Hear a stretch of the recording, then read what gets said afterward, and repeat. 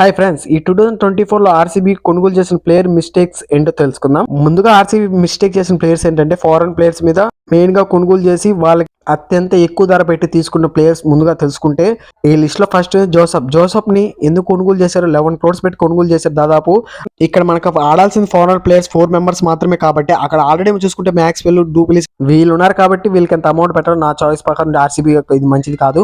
Next వచ్చేసి Ferguson తీసుకుంటే అతి తక్కువ ధర కాబట్టి కంపల్సరీ తీసుకోవచ్చు. ఎందుకంటే ఇంకా ఫారెన్ బ్యాట్స్మెన్ కూడా విల్ జాక్సన్ కూడా ఆడలేదు కాబట్టి కంపల్సరీగా ఆడిచ్చే అవకాశాలు కూడా ఉన్నాయి కాబట్టి అంత ఎక్కువ ధర పెట్టి తీసుకుంటే ఆర్సీబీ టీం ఇండియా బౌలర్స్ మీద ఫోకస్ పెట్టింటే నా చాయిస్ ప్రకారం బెస్ట్ ఆప్షన్.